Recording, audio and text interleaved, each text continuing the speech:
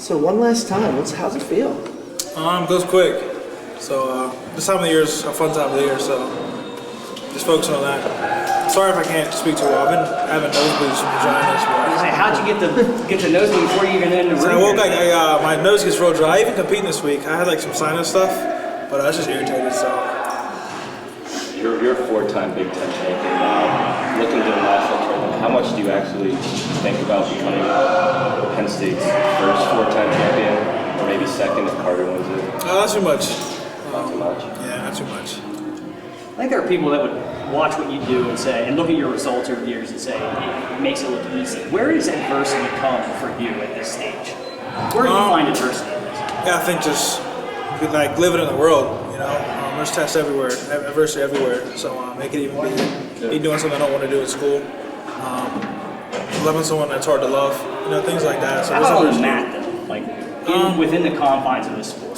But yeah, the world's always tugging at you, right? Like even media, these kind of stuff, like flow. You know, they're always wanting to put this label on you of, is he going to do this? Is he going to do that? He's opportunity to do this. Right? Like that's something that your flesh wants to claim, you know, and denying that flesh, walk in the spirit. But it's something that's very real, you know. So that's why for me, I say, you know, the Lord's my peace, because every day, you know, the world's trying to pull me into the world, you know, there's some worldly things. But I don't feel that stuff. I'm set free. It's a blessing. So I know my answers are boring, but that's the truth. You know, you say you don't think about winning a fourth, but do you ever allow yourself to think about you're going to do something that Cale did? I think a long time ago, you know, whenever I was first coming in the program, and just like a lot younger, and even in my mindset, it was like, oh man, I want to do this, I want to do that. You know, I want to be a four-timer. But I think a lot of things in life we want just because we see how someone else is viewed when they have them. You know, so me realizing that, I'm like, man, like, the old me was like, I love how people look at him and, you know, they respect him. But you can't want things for that, you know? So I said my perspective changed, so. So you're walking with the Spirit. Does that free you to just go out and just be as good as you can be on that day? Amen, 100%. You know, fruits of Spirit, peace, joy, patience, consideration, self-control, meekness. So that's what's flowing. You know, I pray that that's what shows when I wrestle. Aaron, just earlier, Cale said that it's easy to be the underdog, but to go out and be the favorite and do what you're expected to do, he sees a lot of value in that.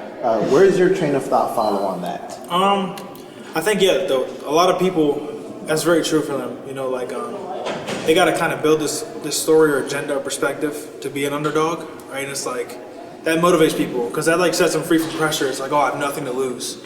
But and like, the reality is, the actual truth is you never have anything to lose, whether you're the favorite or the underdog. You know, so I think that's something, a way that people like trick themselves into thinking like, I got nothing to lose, let's just go.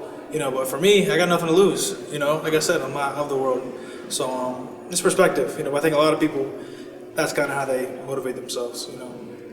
You said that you were impressed by Cale back when you were a younger guy. Yeah. What do you remember about the way he recruited you? Because he told us that he probably doesn't do as much recruiting as he should, that he wants guys who just want to be here. Yeah, I remember my teammates, so he came into one of my practices, and one of my teammates after he left was like, he asked me a lot of questions. He was like, you know, who works the hardest on the team? Who hates to lose the most on the team?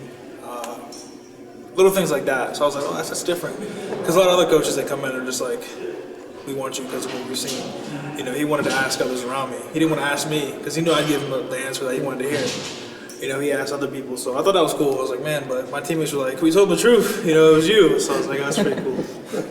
What was he like in those visit moments? Or is there a moment because like you said, you're impressed by him, this guy you've studied for a long time. Yeah, I think the cool thing is like, he's a regular dude.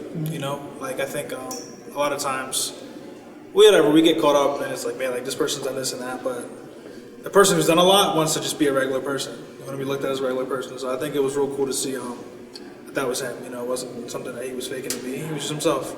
Is he telling the same dad jokes on the recruiting show as he does in the room? I think Coach K's a little awkward. You guys know that. So he gets to like he like warms up on you. So I feel like once he gets like more comfortable around you, his jokes start to come out. But he's very awkward, which is funny. I love awkward people because I make it more awkward because then I laugh. You know, so. Can you make him laugh? And if so, like how do you make Cale laugh? How do you break through that? You just, I don't know. He laughs. Like it's like everyone. You know, if he says it was funny, he laughs. That's cool. Like, oh, I made you laugh. But yeah, I don't know. You try to make someone laugh, I feel like you can't.